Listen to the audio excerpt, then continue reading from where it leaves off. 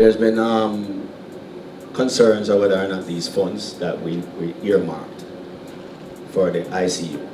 You have to remember that the ICU, when we did the last concert, it says ICU at Shaggy and Friends for the ICU.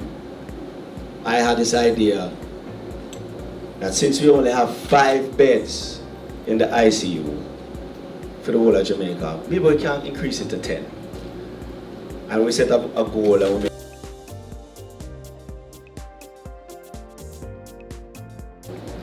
1 bed is $150,000 for 1 bed. You need 500.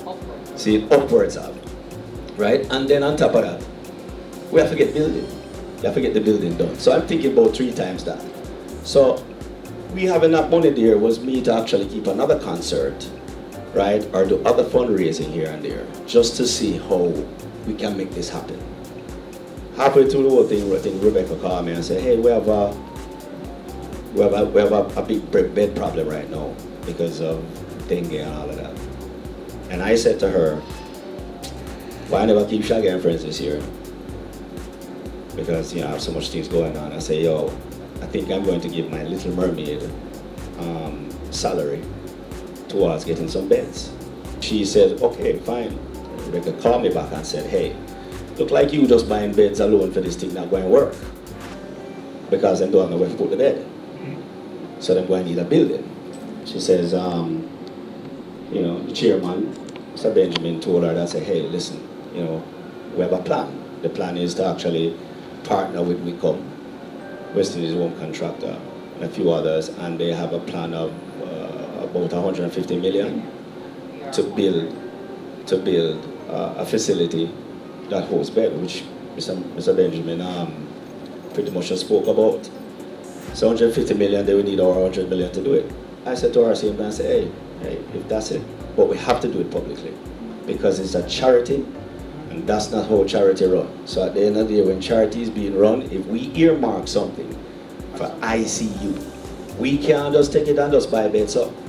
We have to do it publicly. Whether through a statement, which Mr. Benjamin had suggested we did. We actually did up a statement and do it. Sunday morning, I get a call from my publicist while I was in LA, telling me that they spoke to the Disney publicist and I need to explain this $100 million. They never said Jamaican. And if you read the article where it says, me hold $100 million back from you, you think it in any currency? Which led me into a meeting with them. Lucky enough I had, I explained myself, and I had great relationship and they had great faith in me. But this article came out conveniently 3 days before The Little Mermaid aired. So you can imagine how that affected not just the brand, but my relationship in moving forward in the business that I'm doing. So I had to kind of bring myself back and let's just calm down, breathe easy. Let me get through this. So forgive me for not answering as promptly to the article as you would have liked. But I'm doing a live television show.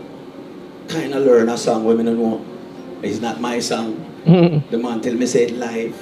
And when I'm sitting there and I'm looking at the head of Disney and the head of MGM and the head of this and the head of that, that's got a little bit of pressure. So I told her when she came, I said, I don't want to hear about Shaggy and Friends. Let me just focus on this. Anyway, we did it. We're successful, and now it's time to get back to what this is about. Me just telling you all of this is just full transparency for me. Okay? Everything that I just want to address it all and just let you know. Right? Now, we have the money. We have what is it that we have from Scotiabank? Yeah, I would love to show that. If they can show that to me. So this is us letting you know that that money, that is from them. The money has been in the account. We never touch the money, we never move with the money, we never carry it away. The money has been there the whole time. It's earmarked for an ICU. Now, in moving forward, I have to really think about this with my team. I'm going to sit down with William, who has been an amazing advisor to me, and really figure out how we move forward from this part because this was disheartening. Something happened to me a little while. Rebecca was asking me why I was in a bad mood coming home. My little 9-year-old daughter come to me and said, Daddy, I know where you're going to midnight to tell them that you didn't steal the money. That licked my heart. That's my 9-year-old. So when I write on the paper them and I say look at things then. Thank you. Be very careful on the them. Thank you. Alright? And it's not that we didn't have a conversation with you people before. We spoke before the article was out. Right? Be careful.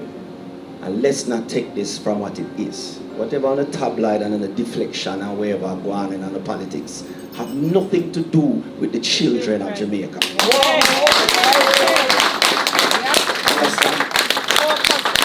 Children of Jamaica. Thank you very much.